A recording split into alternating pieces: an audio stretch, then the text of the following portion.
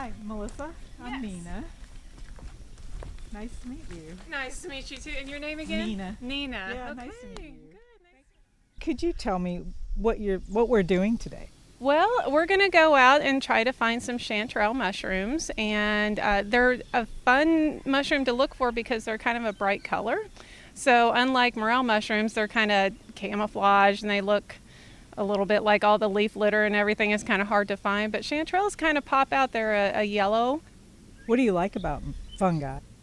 Oh, it's extremely interesting. I mean, the variety of everything that you can learn. I think that's the main draw for me. And that they are just everywhere. So when I first started, it's like, oh, I probably won't find any mushrooms today. And you can always find mushrooms. They're everywhere. I mean, if you just look around and start paying attention, and you can kind of tell like who's an optimist and who's a pessimist, because if you're looking on the bright side, you might be able to eat that. But then if you're looking on the negative side, it's like, oh, that might kill you, So it's one or the other always, though. But as people get more into edibles, I found that it is kind of a gateway into just learning more about fungus in general, and exploring, and then it becomes less of a question of, can I eat it or not? It's just, oh, what species is this?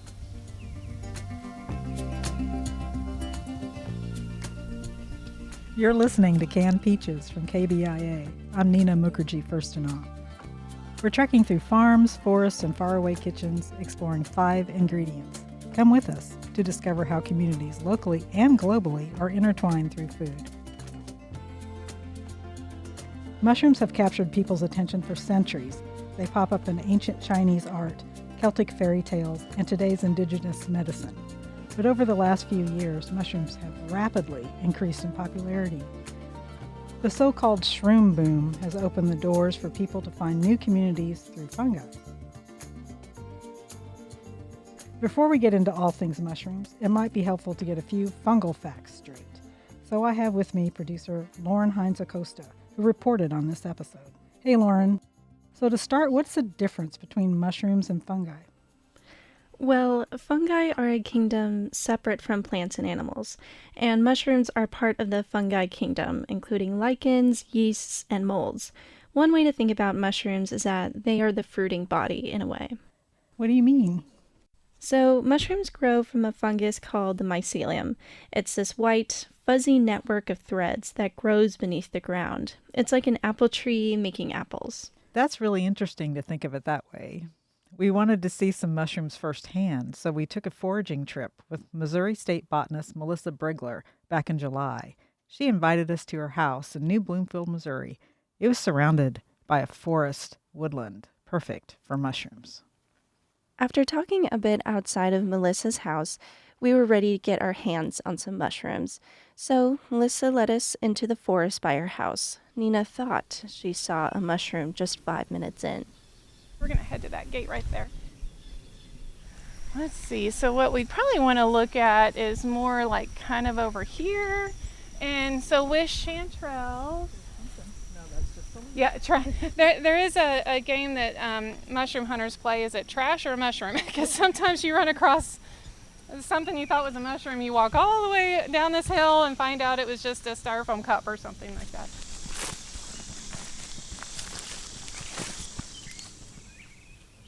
Yeah, here's something. We can pretend we found it. Here's this one. What kind of mushroom is that? And it's another one. We did find some mushrooms after scaling a steep hill, but they weren't edible. It was interesting, though, since they were growing up a fallen tree. But Melissa wasn't disappointed.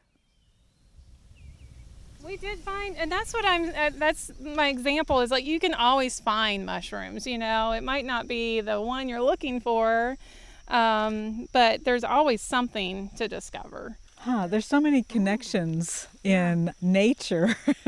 And what I was saying earlier is that it seems like this nature and your interest in the plants and everything out here draws you here.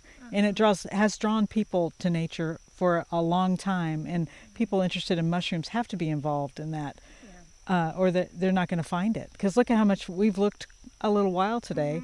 It's not easy pickings. You have to be patient, and you have to look, and you have to kind of just sort of wander. Yeah, yeah.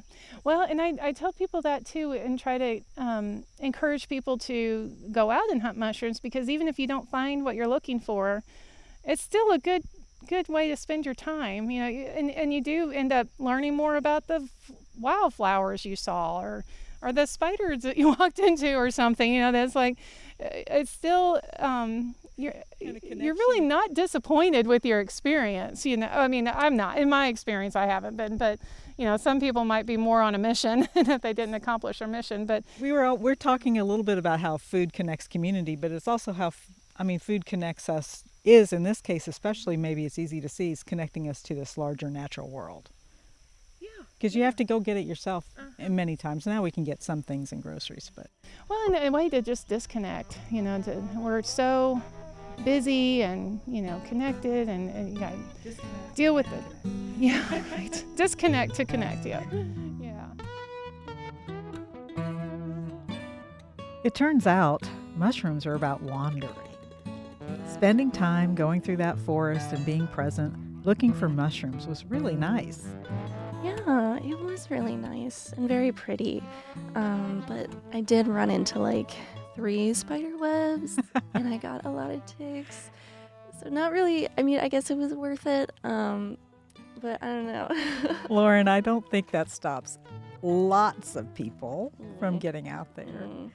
So let's take a moment to reflect how pervasive food is in our cultures. The image of food evokes more than taste. It gives us insight into history, place, and identity. And often literature shows how connected food can be to all those and more. Let's listen to an excerpt. From Lewis Carroll's Alice in Wonderland, Chapter 5. Alice remained looking thoughtfully at the mushroom for a minute, trying to make out which were the 2 sides of it. And as it was perfectly round, she found this a very difficult question. However, at last she stretched her arms round it as far as they would go, and broke off a bit of the edge with each hand. And now, which is which? She said to herself, and nibbled a little of the right-hand bit to try the effect. The next moment she felt a violent blow underneath her chin. It had struck her foot. She was a good deal frightened by this very sudden change, but she felt there was no time to be lost, as she was shrinking rapidly. So she set to work at once to eat some of the other bit. Her chin was pressed so closely against her foot that there was hardly room to open her mouth. But she did it at last, and managed to swallow a morsel of the left-hand bit. "Come, my head is free at last," she said, in a tone of delight, which changed into alarm in another moment, when she found that her shoulders were nowhere to be found. All she could see, when she looked down, was an immense length of neck, which seemed to rise like a stalk out of the sea of green leaves that lay far below her. How did this Shroom Boom come about, anyway? Yeah, that's a good question. Gets my mind off the spiders. But many foragers and mushroom growers say it really jump-started when the documentary Fantastic Fungi by Louis Schwartzberg came out in 2019. Then lockdown had everyone stuck inside looking for fun and safe things to do. People began foraging outside and then sharing that knowledge online through platforms like TikTok. Right, and that has created many communities around mushrooms. Melissa runs the Mid-Missouri chapter of the Mycological Society. She told us people come to the society with different levels of expertise. Right. And I think the people I've encountered in learning more about this too have always been so encouraging and helpful, and how impressed I am with the knowledge that is out there. It's amazing. And certain groups, so some people get really specific, so I'm just going to learn about this group of mushrooms. And so then they get to be kind of an expert on that, to where other professionals are going to that person. And so, yeah, it's pretty neat. And that creates a community of shared knowledge. I talked more about that and other groups that have formed around foraging with Hosmik Shalakian and Patricia Kashian. Hosmik is a graduate student at Berkeley, and Patricia is the curator of mycology at the New York State Museum. The two wrote a paper back in 2020 saying mycology is a queer discipline. Let's listen into a conversation I had with them back in July. I think not always necessarily, but I think sometimes like the structure of those spaces kind of invites like a non-hierarchical space for people to enter into. And I think that that always feels really special. Okay, wonderful. So I read your paper and I thought it was super interesting, and I kind of started on this path of like mushrooms and queer culture because my colleague and I were talking about just how mushrooms already appears very much in the queer community, and like cottagecore, very frog and toad vibes. So do you think maybe that paper kind of helped jumpstart that, or? Really, it's like kind of amazing to see that people were like taking up interest in the natural world and at a scale that I had never seen before. And foraging was a big entry point for some people into mushrooms.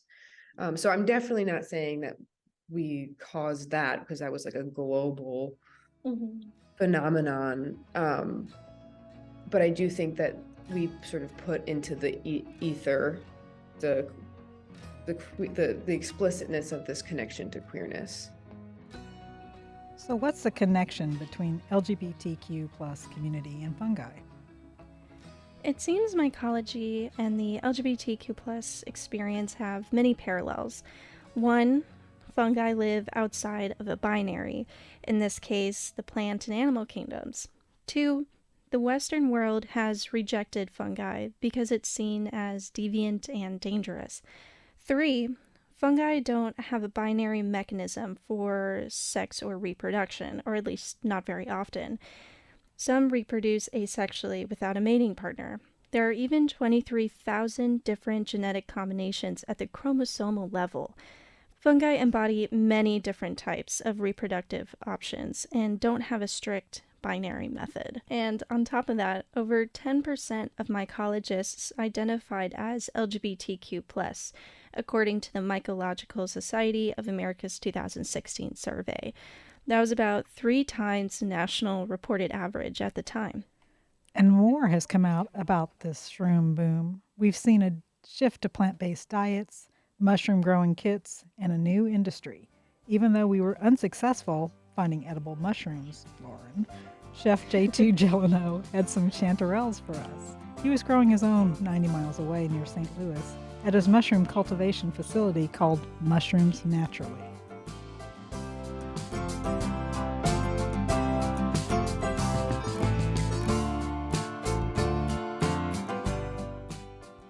You're listening to Canned Peaches, and we're excited to introduce you to our sponsor, Greenleaf Solar, the local solar installation company. Greenleaf Solar is your trusted partner in the quest to lower your carbon footprint and trim those electrical expenses, catering to both residents and businesses. The best part, they offer complimentary consultations and a 10-year done-right guarantee on all installs. To embark on the journey towards a cleaner, more affordable energy future, Google Greenleaf Solar. Let Greenleaf Solar guide you in making a meaningful impact today.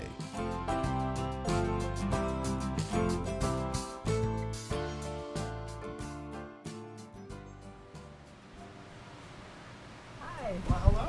How are you? Are you JT? I am. I'm Nina. Nina, very nice to Nice meet to you. meet you. Welcome. I'm Lauren. JT, nice to meet you. So the first time you did this, did you have to like trust in a lot of have a lot of trust to see this is going to be something edible? The first time I actually grew a successful mushroom was pretty exciting because it was six to 8 weeks of doing all this stuff and this being very new and not knowing what to look for, because there are no colleges that teach you how to grow mushrooms. There are plenty of agricultural schools out there, but it is such a new industry that besides, internet learning and then a few books from a few, writers and educators, it's been so unknown that, 10 years ago, 12 years ago, when I started doing this, I couldn't look up reference pictures, real quick to make sure that things were okay.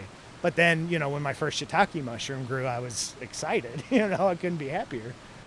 And so you say within the last 9 years of you doing this, you've seen an uptick. Oh, So like, absolutely. give me an example. Like, So for lion's mane mushroom, and a lot of it has to do with some of the documentaries that have come out. So Fantastic Fungi was a huge one, and it happened to come out during a pandemic when people were watching a lot of TV and just kind of educating. So the fact that people have never known about them is crazy, But me as a cultivator and a chef, I've known about these forever. We had to stop growing them because we had so many chefs not want to use them. And this was 5 or 6 years ago. So we stopped. And it took the general public's demand and asking for these mushrooms that we started growing them again. So the community of people who grow mushrooms, do you have any characteristics of people who grow mushrooms?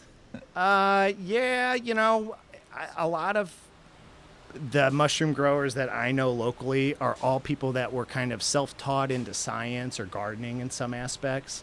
And it's just kind of grown into a deeper dive. And a lot of us started growing all at the same time because of different reasons.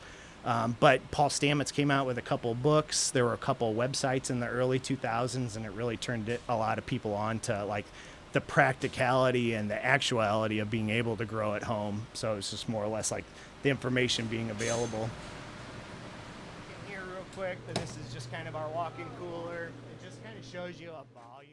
So, Nina, what was that like seeing his whole mushroom facility? What did he show you?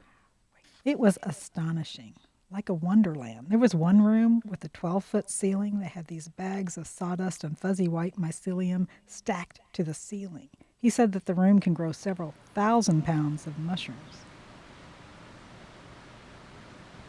Not one person in this room would be standing here if it weren't for fungi. And the fact that people are just now kind of realizing what a background player mushrooms have been in their lives. Mushrooms have been connecting us for a long time. And so many cultures have grown up through ignorance and mycophobia that now the general public is becoming aware that a lot of these things are just old mentalities. And they're getting over these stereotypes of mushrooms being a bad thing to stay away from just to avoid for safety, and they're really realizing all of the things that they can do. The mushroom boom really is so broad and it's so person related. There's not an age of person, there's not a type of person. People want to change their health, people want to change their plastic usage, people want to change all kinds of things for the better, and mushrooms are just giving people a venue for it, a vehicle for it.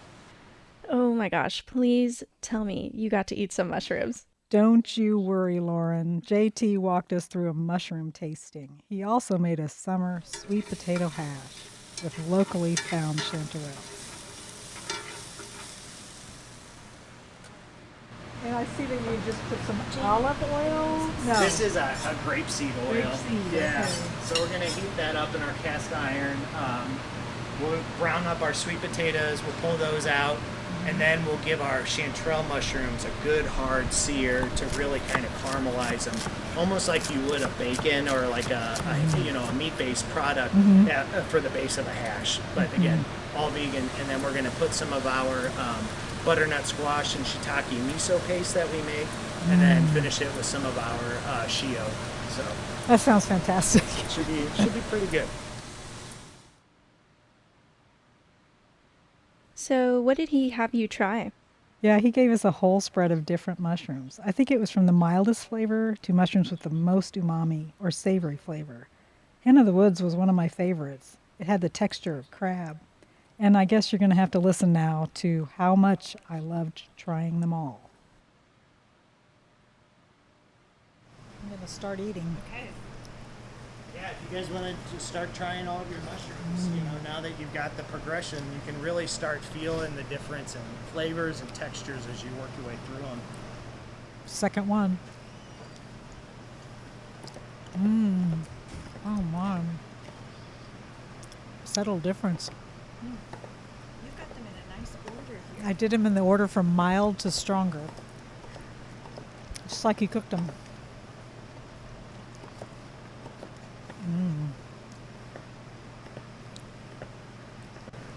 Those green peppers? Yeah, these are actually Textures are different. I mean, you're having a great time. That's all I gotta say. Well, texture makes a big difference to me, and the silkiness of some of the varieties was intriguing. I love the big umami flavors of the last ones, especially. Yeah, I've always liked mushrooms, but I understand why some people might find it gross. I mean, to those of you who don't love eating mushrooms or know someone who doesn't, JT might have something to say about that. It's just people to try these different varieties and to get the flavor profiles and to get over whatever thing they don't like mushrooms for in their head, whether it be a juvenile memory or, this soft, sloppy mushroom that they just never liked or, mom just never really cooked them right. Just unfamiliar. It's just trying it the right way. And I get 75-year-old men that grew up in the country that you would never, ever convince in your life to try these things. And they come back the next week and they're like, that's it. I want more. That's really fun. So to review, the Shroom Boom has brought mushrooms out of the stinky, scary spotlight and into something people can build communities around. There's a whole new industry around it, and people are expanding their palate. Yes, mushrooms are certainly getting their fair share of love. Hope Flanagan, or Nudanantikwai, is even seeing elders in the Ojibwe community starting to use mushrooms differently. She's a Seneca elder that teaches about wild plant gathering for Dream of Wild Health in Minnesota. I talked with Hope about how mushrooms are now also being used as a food source instead of only as medicine in her native spaces. Well, for one thing, there's less and less access to meats as there's less and less forests, and then the forests are changing with climate change. There's less and less proteins available, the old proteins that you would depend on. So, of course, you're going to look at what are some other protein sources. As this earth is changing with climate change, we're going to have to get more and more aware of what are actual foods and how do you use them according to what plants are willing to show up and put up with our human frailties. In the old stories, the humans are the last ones here. So we're the silly babies that don't know how to act. And our job is to listen to our elders that have been here before us, Mother Earth, the sun, the creator, all the spirits, the plants, everything was here before us. We're the youngest, silliest, less capable ones. Mm-hmm. So, what are some maybe foraging practices that go against that, or if there's not really a money incentive involved? Count 13 and pick one. Mm-hmm. That's always, never do more than that. Count 13 and pick one. Always give before you take. So for us, it's tobacco, but it could be food. And don't be like, oh, gee, I don't want the end of this old hot dog. I'm going to put that out. Don't do that. You give them the best part, the first part. So when you start thinking like that, when you start valuing something, we start thinking, oh my gosh, I really, really want this, but I'm going to sacrifice this because I'm being given a gift from Mother Earth, from this living being, this fungus, this mushroom. The tree had to die to let the mycelium live, and now they're here, and here's this fruiting body, which is just going to go back into the mycelium, so you've got to think about the whole system.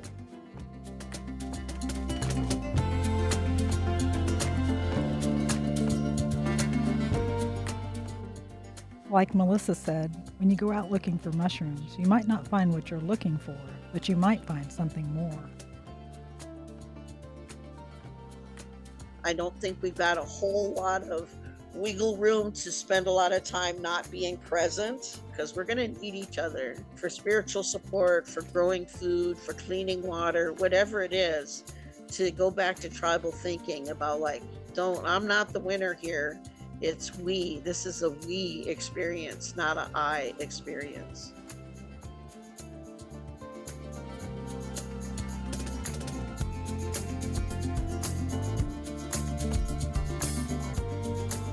Canned Peaches is produced by Lauren Hines Acosta. Janet Saidi, and me, Nina Mukherjee Firstanaw, with production help from Yaisha Mikowajczyk and Alex Cox. The series is written by Lauren Hines Acosta and Janet Saidi. Our editor is Aaron Hay. Thanks to Lauren Hines Acosta for co-hosting this episode with me. Canned Peaches is a project of the Missouri News Network at the Missouri School of Journalism, Fox Magazine, Harvest Public Media, and KBIA. Our engagement and outreach team is led by Jessica Von Martin, Cassidy Arena, and Professor Kara Edgerson. Special thanks to Harvest Public Media's Maria Altman, Fox Magazine's Heather Isherwood, and the Missouri School of Journalism Lee Hill's Chair of Free Press Studies, Professor Kathy Kiley. Canned Peaches is produced with support from the Missouri Humanities and the Missouri Humanities Trust Fund.